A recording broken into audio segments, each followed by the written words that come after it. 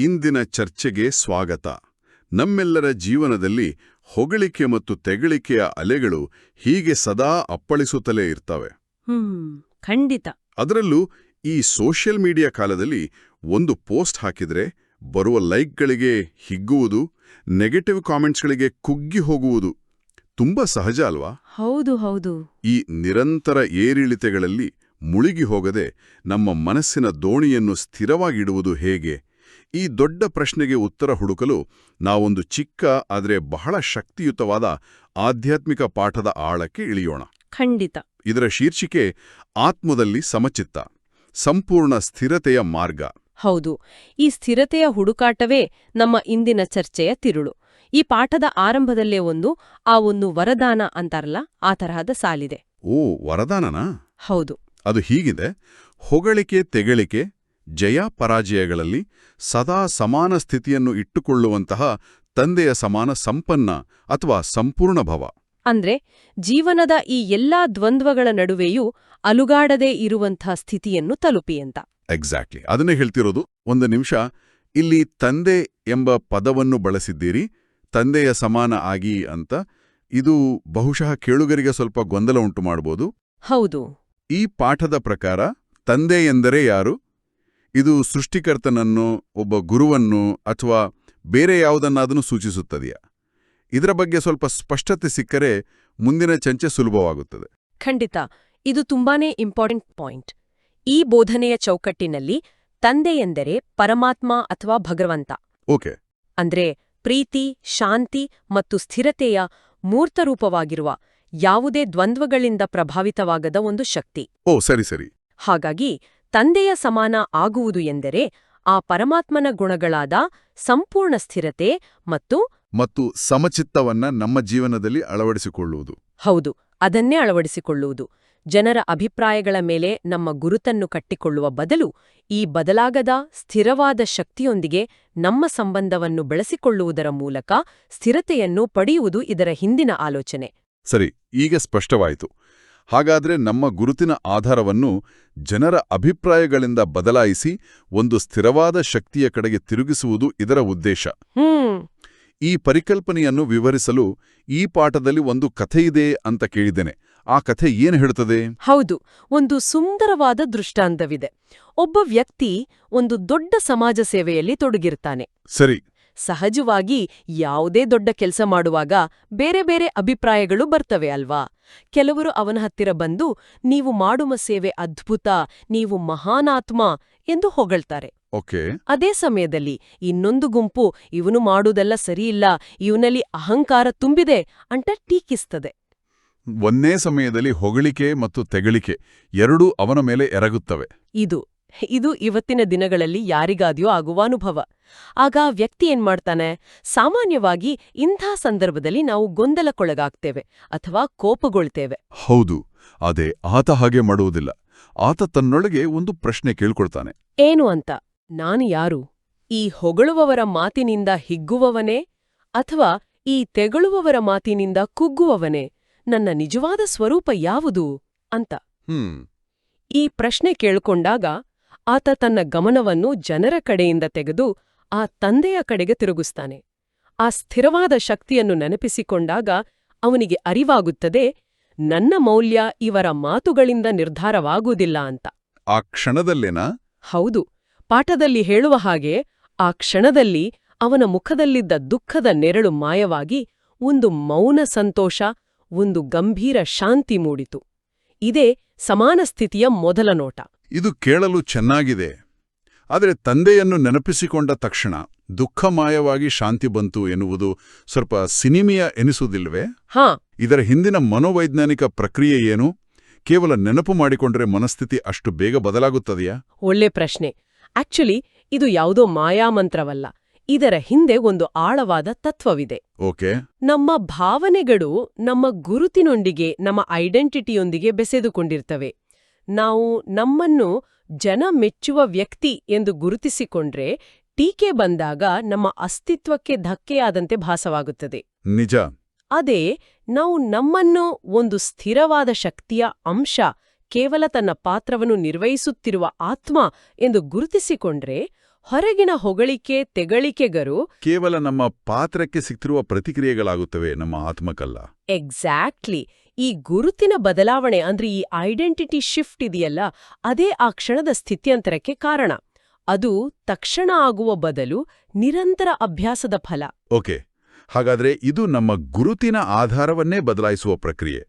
ಆ ಕಥೆಯಲ್ಲಿ ಹೇಳಿದ ಸ್ಥಿತಿಯನ್ನು ತಲುಪುವುದು ಒಂದು ದೊಡ್ಡ ಸಾಧನೆ. ಹೌದು. ಹಾಗಾದರೆ ಅಂತಹ ಸ್ಥಿತಿಯನ್ನು ತಲುಪಿದವರನ್ನು ನಾವು ಗುರುತಿಸುವುದು ಹೇಗೆ? ಅವರಲ್ಲಿ ಯಾವ ಗುಣಗಳು ಅಥವಾ ಲಕ್ಷಣಗಳು ಕಾಣಿಸುತ್ತವೆ? ಈ ಪಾಠದಲ್ಲಿ ಇದರ ಬಗ್ಗೆ ಏನಾದರೂ ಹೇಳಲಾಗಿದೆಯಾ? ಖಂಡಿತ. ಈ ಪಾಠವು ಸಂಪನ್ನ ಅಥವಾ ಸಂಪೂರ್ಣ ಸ್ಥಿತಿಯನ್ನು ತಲುಪಿದ ಆತ್ಮನ 4 ಸ್ಪಷ್ಟ ಲಕ್ಷಣಗಳನ್ನು ವಿವರಿಸುತ್ತದೆ. ಇವು ಕೇವಲ ಪಟ್ಟಿಮಾಡಬೇಕಾದ ವಿಷಯಗಳಲ್ಲ, ಬದಲಿಗೆ ನಮ್ಮನ್ನು ನಾವೇ ಅಳತೆ ಮಾಡಿಕೊಳ್ಳಲು ಇರುವ ಮಾನದಂಡಗಳಿದ್ದಂತೆ. ಓಕೆ, ಯಾವುವು ಅವು? ಮೊದಲನೆಯದು, ಹೊಗಳಿಕೆ ಬಂದಾಗ ಅಹಂಕಾರ ಇಲ್ಲ.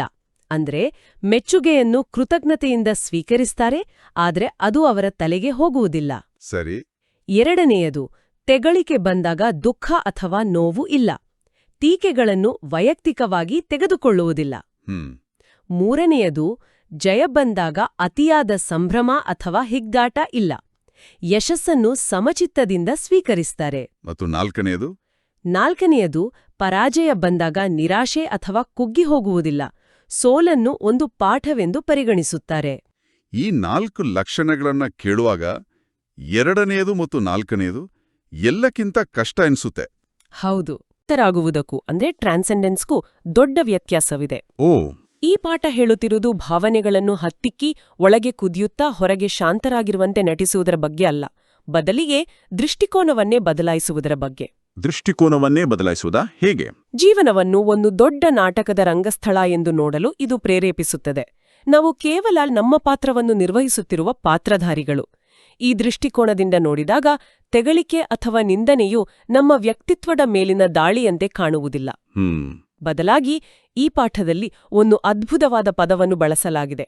ಟೀಕೆಯನ್ನು ಮಹಿಮೆಯ ಯೋಗ ಶಬ್ದ ಎಂದು ಕರೆಯಲಾಗಿದೆ. ಮಹಿಮೆಯ ಯೋಗ ಶಬ್ದ. ಇದರ ಅರ್ಥವೇನೋ? ಇದು ಬಹಳ ವಿಚಿತ್ರವಾಗಿ ಕೇಳಿಸುತ್ತದೆ. ಟೀಕೆಯನ್ನು ಯಾರಾದರೂ ಮಹಿಮೆ ಎಂದು ಹೇಗೆ ನೋಡಲು ಸಾಧ್ಯ? ಹೌದು, ಇದು ತಕ್ಷಣಕ್ಕೆ ಅರ್ಥವಾಗುವಂಥದ್ದಲ್ಲ. ಇದರ ಹಿಂದಿನ ಆಲೋಚನೆ ಹೀಗಿದೆ. ಚಿನ್ನವನ್ನು ಬೆಂಕಿಯಲ್ಲಿ ಹಾಕಿದಾಗ ಅದು ಶುದ್ಧವಾಗುತ್ತದೆ. ಸರಿ. ಹಾಗೆಯೇ ಟೀಕೆಗಳು ಮತ್ತು ಅವಮಾನಗಳು ನಮ್ಮ ಆಂತರಿಕ ಸ್ಥಿರತೆಯನ್ನು ಪರೀಕ್ಷಿಸುವ ಬೆಂಕಿ ಇದ್ದಂತೆ. ಅವುಗಳನ್ನು ನಾವು ಸಹಿಸಿಕೊಂಡು ನಮ್ಮ ಸಮಚಿತ್ತವನ್ನು ಕಾಪಾಡಿಕೊಂಡರೆ ನಮ್ಮ ಆತ್ಮೀಕ ಶಕ್ತಿ ಹೆಚ್ಚುತ್ತದೆ. ಅಂದ್ರೆ ನಮ್ಮ ಸ್ಥಿತಿ ಇನ್ನಷ್ಟು ಪಕ್ವವಾಗುತ್ತದೆ. ಹೌದು. ಆ ಅರ್ಥದಲ್ಲಿ ಟೀಕೆಗಳು ನಮ್ಮನ್ನು ಕೆಳಗೆ ಬೀಳಿಸಲು ಬಂದಿಲ್ಲ, ಬದಲಾಗಿ ನಮ್ಮನ್ನು ಇನ್ನಷ್ಟು ಮಹಿಮೆಯುಳ್ಳವರನ್ನಾಗಿ ಮಾಡಲು ಬಂದಿವೆ. ಇದೊಂದು ಸಂಪೂರ್ಣ ದೃಷ್ಟಿಕೋನ ಬದಲಾವಣೆ. ವಾವ್! ಇದು ಟೀಕೆಯನ್ನು ನೋಡುವ ದೃಷ್ಟಿಯನ್ನೇ ಬದಲಾಯಿಸುವಂತಹ ಮಾತು. ಆದರೆ ಈ ತತ್ವಜ್ಞಾನವನ್ನು ನಿಜ ಜೀವನದಲ್ಲಿ ದಿನನಿತ್ಯದ ಸಂದರ್ಭಗಳಲ್ಲಿ ಅಳವಡಿಸಿಕೊಡುವುದು ಹೇಗೆ? ಈ ಪಾಠದಲ್ಲಿ ಏನಾದರೂ ಪ್ರಾಯೋಗಿಕ ಉದಾಹರಣೆಗಳಿವೆಯೇ? ಖಂಡಿತ ಇವೆ. ಈ ಬೋಧನೆಯ ಸೌಂದರ್ಯವೇ ಅದು. ಅದು ಕೇವಲ ಸಿದ್ಧಾಂತವನ್ನು ಹೇಳಿ ನಿಲ್ಲಿಸುವುದಿಲ್ಲ, ಅದನ್ನು ದೈನಂದಿನ ಜೀವನಕ್ಕೆ ಅನ್ವಯಿಸಲು 5 ಸ್ಪಷ್ಟ ಉದಾಹರಣೆಗಳನ್ನು ಕೊಡುತ್ತದೆ. ಓಕೆ, ಮೊದಲನೆಯದು ಸೇವೆಯ ಕ್ಷೇತ್ರದಲ್ಲಿ. ನೀವು ಸಮಾಜಕ್ಕೋಸ್ಕರ ಅಥವಾ ಒಂದು ಸಂಸ್ಥೆಗೋಸ್ಕರ ಕೆಲಸ ಮಾಡ್ತಿದ್ದೀರಿ. ಅಲ್ಲಿ ಹೊಗಳುವವರೂ ಇರ್ತಾರೆ, ಟೀಕಿಸುವವರೂ ಇರ್ತಾರೆ. ಆಗ ಸಮಾನ ಸ್ಥಿತಿಯಲ್ಲಿರುವ ಆತ್ಮನ ಮನಸ್ಥಿತಿ ಹೀಗಿರ್ತದೆ: ನನ್ನ ಕೆಲಸ ತಂದೆಯ ಸೇವೆ, ಜನರ ಅಭಿಪ್ರಾಯ ನನ್ನ ಗುರುತಲ್ಲ, ನನ್ನ ಮೌಲ್ಯಮಾಪನ ಜನರ ಕೈಯಲ್ಲಿಲ್ಲ, ನನ್ನ ಉದ್ದೇಶ ಶುದ್ಧವಾಗಿದೆ. ಇದು ಸಮಾಜ ಸೇವೆ ಮಾಡುವವರಿಗೆ ಅನ್ವಯಿಸುತ್ತದೆ. ಆದರೆ ನಮ್ಮಂತಹ ಸಾಮಾನ್ಯರಿಗೆ, ನಮ್ಮ ಕುಟುಂಬದೊಳಗಾಗುವ ಘರ್ಷಣೆಗಳ ಬಗ್ಗೆಯೇನು? ಅಲ್ಲಿ ಸಮಚಿತ್ತವನ್ನು ಕಾಪಾಡಿಕೊಳ್ಳುವುದು ಇನ್ನೂ ಕಷ್ಟ. ನೀವು ಸರಿಯಾದ ಜಾಗಕ್ಕೆ ಬಂದಿರಿ. ಎರಡನೇ ಉದಾಹರಣೆ ಕುಟುಂಬದೊಳಗಿನ ಸಂಬಂಧಗಳ ಬಗ್ಗೇ ಇದೆ. ಇದು ಬಹಳಷ್ಟು ಜನರಿಗೆ ಹತ್ತಿರವಾಗುವ ಸನ್ನಿವೇಶ. ಹೌದು. ಮನೆಯವರು ನಿಮ್ಮನ್ನ ತಪ್ಪು ತಿಳಿದುಕೊಂಡಾಗ ಅಥವಾ ಕಟುವಾಗಿ ಮಾತನಾಡಿದಾಗ ಬಹಳ ನೋವಾಗುತ್ತದೆ, ಯಾಕೆಂದ್ರೆ ನಾವು ಅವರನ್ನು ನಮ್ಮವರೆಂದು ಭಾವಿಸಿರ್ತೇವೆ. ನಿಜ. ಆದರೆ ಸಮಾನ ಸ್ಥಿತಿಯಲ್ಲಿರುವ ಆತ್ಮನ ಆಂತರಿಕ ಚಿಂತನೆ ಹೀಗಿರ್ತದೆ: ಇವರು ನನ್ನ ಶತ್ರುಗಳಲ್ಲ, ಇವರು ಸಹ ಈ ಜೀವನ ನಾಟಕದಲ್ಲಿ ತಮ್ಮ ಪಾತ್ರವನ್ನು ನಿರ್ವಹಿಸುತ್ತಿದ್ದಾರೆ. ಅವರ ಸಂಸ್ಕಾರಕ್ಕೆ ಅನುಗುಣವಾಗಿ ಅವರು ಮಾತನಾಡುತ್ತಿದ್ದಾರೆ. ಈ ಆಲೋಚನೆ ಬಂದಾಗ ನಾವು ಅವರ ಮಾತುಗಳನ್ನು ವೈಯಕ್ತಿಕವಾಗಿ ತೆಗೆದುಕೊಳ್ಳುವುದು ಕಡಿಮೆಯಾಗ್ತದೆ. ಖಂಡಿತ. ಅವರ ಮೇಲಿನ ಪ್ರೀತಿ ಕಡಿಮೆ ಆಗುವುದಿಲ್ಲ, ಆದ್ರೆ ಅವರ ಮಾತಿನಿಂದಾಗುವ ನೋವು ಕಡಿಮೆಯಾಗುತ್ತದೆ.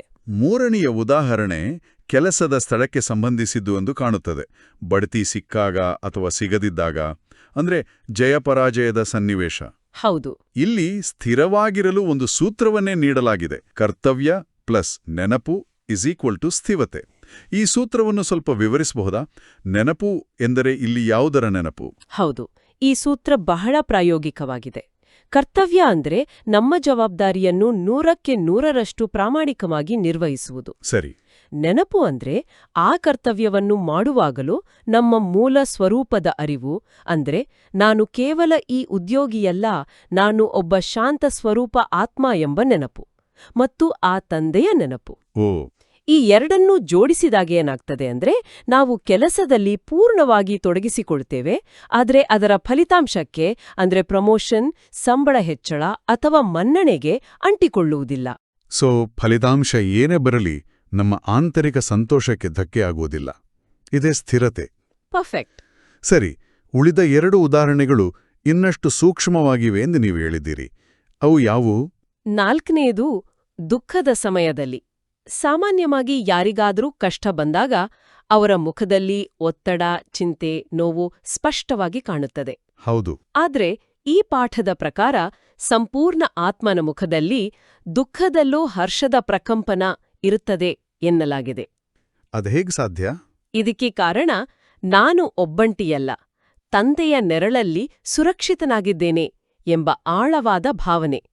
ಹೊರಗಿನ ಪರಿಸ್ಥಿತಿ ಬಿರುಗಾಳಿಯಂತೆ ಇರಬಹುದು, ಆದ್ರೆ ಆಂತರಿಕವಾಗಿ ಒಂದು ಸುರಕ್ಷಿತತೆಯ ಭಾವನೆ ಇದ್ದಾಗ ದುಃಖ ನಮ್ಮನ್ನು ಸಂಪೂರ್ಣವಾಗಿ ಆವರಿಸಿಕೊಳ್ಳಲು ಸಾಧ್ಯವಿಲ್ಲ. 1 ನಿಮಿಷ, ಇದು ಕೇಳಲು ಚೆನ್ನಾಗಿದೆ. ಆದರೆ ಯಾರಾದರೂ ನಮ್ಮನ್ನು ಸಾರ್ವಜನಿಕವಾಗಿ ಅವಮಾನಿಸಿದಾಗ ಅಥವಾ ನಿಂದಿಸಿದಾಗ ಆ ಕ್ಷಣದ ಕೋಪ ಮತ್ತು ನೋವಿನಲ್ಲಿ ಇದು ನನ್ನ ಪರೀಕ್ಷೆ ಎಂದುಕೊಳ್ಳುವುದು ವಾಸ್ತವದಲ್ಲಿ ಸಾಧ್ಯವೇ? ಇದು ಕೇವಲ ಆದರ್ಶವಾದದಂತೆ ಕಾಣುತ್ತಿದೆಯಲ್ವೇ? 5ನೇ ಉದಾಹರಣೆ ಇದೇ ಕಠಿಣ ಸನ್ನಿವೇಶದ ಬಗ್ಗೆ ಮಾತನಾಡುತ್ತದೆ ಎಂದು ಭಾವಿಸ್ತೇನೆ. ಯಾರಾದರೂ ನಮ್ಮನ್ನು ನಿಂದಿಸಿದಾಗ ಇದು ಅತ್ಯಂತ ಕಠಿಣವಾದ ಪರೀಕ್ಷೆ. ಹೌದು. ಆ ಕ್ಷಣದಲ್ಲಿ ಕೋಪ, ನೋವು, ಅವಮಾನದ ಭಾವನೆಗಳು ಸಹಜವಾಗಿ ಬರುತ್ತವೆ. ಆದರೆ ಸಮಾನ ಸ್ಥಿತಿಯಲ್ಲಿರುವ ಆತ್ಮ ಅದನ್ನು ಹೇಗೆ ನೋಡುತ್ತದೆ ಎಂದರೆ, ಇದು ನನ್ನ ಶಿಕ್ಷೆಯಲ್ಲ, ಇದು ನನ್ನ ಆಂತರಿಕ ಸ್ಥಿತಿಯ ಪರೀಕ್ಷೆ. ನೀವು ಕೇಳಿದ ಹಾಗೆ ಇದು ಆದರ್ಶವಾದದಂತೆ ಕಾಣಬಹುದು. ತಕ್ಷಣಕ್ಕೆ ಈ ಮನಸ್ಥಿತಿಗೆ ಬರುವುದು ಕಷ್ಟಸಾಧ್ಯ. ಆದರೆ ನಿರಂತರ ಅಭ್ಯಾಸದಿಂದ ಜೀವನ ಒಂದು ನಾಟಕ ಎಂಬ ದೃಷ್ಟಿಕೋನ ನಮ್ಮಲ್ಲಿ ಆಳವಾಗಿ ಬೇರೂರಿದಾಗ ಈ ಬದಲಾವಣೆ ಸಾಧ್ಯ. ಆಗ ಆ ನಿಂದನೆಯ ಮಾತುಗಳು, ಆ ಪಾತ್ರಧಾರಿಯ ಸಂಭಾಷಣೆ ನನ್ನ ಮೇಲಿನ ವೈಯಕ್ತಿಕ ದಾಳಿಯಲ್ಲ ಎಂಬ ಅರಿವು ಮೂಡುತ್ತದೆ. ಹೌದು, ಇದು ನಮ್ಮನ್ನು ಬಲಿಪಶುವಿನ ಮನಸ್ಥಿತಿಯಿಂದ ಹೊರತಂದು ನಮ್ಮ ಭಾವನೆಗಳ ನಿಯಂತ್ರಣವನ್ನು ನಮ್ಮ ಕೈಗೆ ಕೊಡುತ್ತದೆ. ಹಾಗಾದರೆ ನೀವು ಹೇಳುತ್ತಿರುವ ಪ್ರಕಾರ ಸ್ಥಿರತೆ ಎಂಬುದು ಕೇವಲ ನಮ್ಮ ಭಾವನೆಗಳನ್ನು ನಿಯಂತ್ರಿಸುವುದಲ್ಲ, ಬದಲಾಗಿ ನಮ್ಮ ಗುರುತಿನ ಆಧಾರವನ್ನೇ ಬದಲಾಯಿಸುವುದು. ಇದು ಬಹಳ ದೊಡ್ಡ ಬದಲಾವಣೆ. ಖಂಡಿತ. ಈ ಎಲ್ಲ ಲಕ್ಷಣಗಳು ಮತ್ತು ಉದಾಹರಣೆಗಳನ್ನು ಒಟ್ಟಿಗೆ ಸೇರಿಸಿ ನೋಡಿದಾಗ ಈ ಪಾಠದ ಅಂತಿಮ ಸಾರಾಂಶ ಏನು? ತಂದೆಯ ಸಮಾನ ಆಗುವುದು ಎಂದರೆ ಅಂತಿಮವಾಗಿ ಹೇಗಿರುವುದು? ಇದರ ಅಂತಿಮ ಸಾರಾಂಶವನ್ನು ಬಹಳ ಸುಂದರವಾಗಿ ವಿವರಿಸಲಾಗಿದೆ. ತಂದೆಯ ಸಮಾನ ಆಗುವುದೆಂದರೆ ನಮ್ಮ ವೃತ್ತಿಯಲ್ಲಿ, ಅಂದ್ರೆ ನಮ್ಮ ಮನಸ್ಸಿನ ಆಳವಾದ ದೃಷ್ಟಿಕೋನದಲ್ಲಿ ಯಾವುದೇ ಭೇದಭಾವ ಇಲ್ಲದಿರುವುದು. ಓಕೆ, ಅಂದ್ರೆ ಮೊದಲನೆಯದಾಗಿ ಯಾರನ್ನೂ ಶತ್ರುವೆಂದು ನೋಡದಿರುವುದು. ಅವರ ಕ್ರಿಯೆಗಳು ನಮಗೆ ಇಷ್ಟವಾಗದಿದ್ದರೂ ಅವರನ್ನು ಶತ್ರುವೆಂದು ಪರಿಗಣಿಸುವುದಿಲ್ಲ. ಸರಿ. ಎರಡನೆಯದು ಯಾರನ್ನೂ ವಿಶೇಷ ಎಂದು ಪರಿಗಣಿಸದಿರುವುದು. ಹೊಗಳುವವರನ್ನು ನಮ್ಮವರೆಂದೋ, ತೆಗಳುವವರನ್ನು ಬೇರೆಯವರೆಂದು ವಿಭಜಿಸುವುದಿಲ್ಲ. ಎಲ್ಲರನ್ನೂ ಸಮಾನವಾಗಿ ನೋಡುವುದು. ಹೌದು, ಎಲ್ಲರನ್ನೂ ಸಮಾನ ಪಾತ್ರಧಾರಿಗಳಾಗಿ ನೋಡುವುದು. ಪ್ರತಿಯೊಬ್ಬರೂ ತಮ್ಮ ಪಾತ್ರವನ್ನು ನಿರ್ವಹಿಸುತ್ತಿದ್ದಾರೆ ಎಂಬ ಸಮಾನ ದೃಷ್ಟಿ. ಅಂತಿಮವಾಗಿ ನಮ್ಮ ಮನಸ್ಸಿನಲ್ಲಿ ಇವರು ನನ್ನ ಪರ, ಇವರು ನನ್ನ ವಿರುದ್ಧ ಎಂಬ ವಿಭಜನೆಯ ಗೆರೆಯೇ ಇಲ್ಲದಿರುವುದು. ಇಲ್ಲಿ ವೃತ್ತಿ ಎಂಬ ಪದವನ್ನು ಬಳಸಿದ್ದೀರಿ. ಇದರ ಅರ್ಥ ಕೇವಲ ಮನೋಭಾವ ಆಟಿಟ್ಯೂಡ್ ಮಾತ್ರವೇ, ಅಥವಾ ಅದಕ್ಕಿಂತ ಆಳವಾದದ್ದೇನಾದರೂ ಇದೆಯಾ? ವೃತ್ತಿ ಎಂಬುದು ಕೇವಲ ಮೇಲ್ಮಟ್ಟದ ಯೋಚನೆ ಅಲ್ಲ, ಅದು ನಮ್ಮ ಗ್ರಹಿಕೆಯ ಮೂಲ, ನಮ್ಮ ಮನಸ್ಸಿನ ಆಳವಾದ ಒಲವು ಅಥವಾ ದೃಷ್ಟಿಕೋನ. ಒಂದು ಉದಾಹರಣೆ ಕೊಡ್ಬೋದಾ? ಖಂಡಿತ. ಉದಾಹರಣೆಗೆ ಜಗತ್ತನ್ನು ಒಂದು ಸ್ಪರ್ಧೆಯಾಗಿ ನೋಡುವುದು ಒಂದು ವೃತ್ತಿ. ಅದೇ ಜಗತ್ತನ್ನು ಒಂದು ಕುಟುಂಬವಾಗಿ ನೋಡುವುದು ಇನ್ನೊಂದು ವೃತ್ತಿ. ಓ ಸರಿ ಸರಿ. ಈ ಪಾಠ ಹೇಳುತ್ತಿರುವುದು ನಮ್ಮ ಈ ಮೂಲಭೂತ ವೃತ್ತಿಯನ್ನೇ ಪರಿವರ್ತಿಸುವುದರ ಬಗ್ಗೆ. ಇದು ಉದಾಸೀನತೆಯಲ್ಲ, ಅಂದ್ರೆ ಎಲ್ಲದರಿಂದಲೂ ದೂರ ಸರಿಯುವುದಲ್ಲ, ಬದಲಾಗಿ ಎಲ್ಲರನ್ನೂ ಒಳಗೊಳ್ಳುವ, ಆದರೆ ಯಾರಿಂದಲೂ ಪ್ರಭಾವಿತವಾಗದ ಆಳವಾದ ಸಮಾನತೆಯ ಭಾವ. ಎಲ್ಲರೂ ಒಂದೇ ನಾಟಕದ ಭಾಗ ಎಂಬ ಅರಿವಿದ್ದಾಗ ಅಲ್ಲಿ ಪರ ವಿರೋಧಕ್ಕೆ ಜಾಗವೇ ಇರೋದಿಲ್ಲ. ನೀವು ಸರಿಯಾಗಿ ಹೇಳಿದಿರಿ. ಅದ್ಭುತವಾಗಿ ವಿವರಿಸಿದ್ದೀರಿ. ಸಮಾನ ಸ್ಥಿತಿ ಎಂಬ ಒಂದು ಪರಿಕಲ್ಪನೆಯಿಂದ ಹಿಡಿದು ಅದರ ಹಿಂದಿನ ಕಥೆ, 4 ಲಕ್ಷಣಗಳು ಮತ್ತು ದೈನಂದಿನ ಜೀವನದ 5 ಸ್ಪಷ್ಟ ಉದಾಹರಣೆಗಳ ಮೂಲಕ ನಾವು ಸಾಗಿ ಬಂದಿದ್ದೇವೆ. ಈ ಚರ್ಚೆಯಿಂದ ಸ್ಪಷ್ಟವಾಗುವುದೇನೆಂದರೆ, ಇದು ಕೇವಲ ತಾಳ್ಮೆಯಿಂದ ಇರುವುದಲ್ಲ, ಬದಲಾಗಿ ನಮ್ಮ ಗುರುತಿನನ್ನ ಹೊರಗಿನ ಪ್ರಪಂಚದಿಂದ ಬೇರ್ಪಡಿಸಿ ಒಂದು ಆಂತರಿಕ ಸ್ಥಿರವಾದ ಆಧಾರದ ಮೇಲೆ ಮರುಸ್ಥಾಪಿಸುವುದು. ಹೌದು. ಕರ್ತವ್ಯ ಮತ್ತು ನೆನಪಿನ ಮೂಲಕ ಸ್ಥಿರತೆಯನ್ನು ಸಾಧಿಸುವ ಸೂತ್ರವು ಇಲ್ಲಿನ ಪ್ರಮುಖವಾದ, ಪ್ರತಿಯೊಬ್ಬರೂ ಅಳವಡಿಸಿಕೊಳ್ಳಬಹುದಾದ ಅಂಶವಾಗಿದೆ. ಖಂಡಿತ. ಈ ಚರ್ಚೆಯನ್ನು ಮುಗಿಸುವ ಮುನ್ನ ಒಂದು ಆಲೋಚನೆಯನ್ನು ಕೇಳುಗರ ಮುಂದಿಡಲು ಇಷ್ಟಪಡುತ್ತೇನೆ. ಹೇಳಿ. ಈ ಮೂಲ ಗ್ರಂಥವು ಆಂತರಿಕ ಸ್ಥಿರತೆಯನ್ನು ಸಾಧಿಸಲು ತಂದೆಯೆಂಬ ಒಂದು ಆಧ್ಯಾತ್ಮಿಕ ಆಧಾರವನ್ನು ಸೂಚಿಸುತ್ತದೆ. ಇದು ನಂಬಿಕೆಯುಳ್ಳವರಿಗೆ ಒಂದು ಸ್ಪಷ್ಟ ದಾರಿದೀಪ. ಹೌದು. ಹಾಗಾದರೆ ಈ ರೀತಿಯ ನಿರ್ದಿಷ್ಟ ಆಧ್ಯಾತ್ಮಿಕ ನಂಬಿಕೆಗಳನ್ನು ಹೊರತುಪಡಿಸಿ ಒಬ್ಬರ ಜೀವನದಲ್ಲಿ ಹೊಗಳಿಕೆ ಮತ್ತು ತೆಗಳಿಕೆಯ ನಿರಂತರ ಅಲೆಗಳ ನಡುವೆ ಇದೇ ರೀತಿಯ ಸಮಚಿತ್ತವನ್ನು ಸಾಧಿಸಲು ಅಲುಗಾಡಿಸಲಾಗದ ವೈಯಕ್ತಿಕ ಆಧಾರಸ್ತಂಭ ಯಾವುದಾಗಿರಬಹುದು? ಒಳ್ಳೆ ಪ್ರಶ್ನೆ. ಅದು ಅವರ ವೈಯಕ್ತಿಕ ಮೌಲ್ಯಗಳ ಅಂದ್ರೆ ಪರ್ಸನಲ್ ವ್ಯಾಲ್ಯೂಸ್ನ ಅಚಲ ಪಾಲನೆಯಾಗಿರಬಹುದೇ, ಅಥವಾ ಅವರ ಜೀವನದ ಒಂದು ಸ್ಪಷ್ಟ ಉದ್ದೇಶ, ಅ ಸೆನ್ಸ್ ಆಫ್ ಪರ್ಪಸ್ ಆಗಿರಬಹುದೇ, ಅಥವಾ ತಮ್ಮ ಸ್ವಂತ ವಿವೇಕದ ಮೇಲಿನ ಅಚಲ ನಂಬಿಕೆಯಾಗಿರಬಹುದೇ? ಇದು ಚಿಂತಿಸಬೇಕಾದ ವಿಷಯ.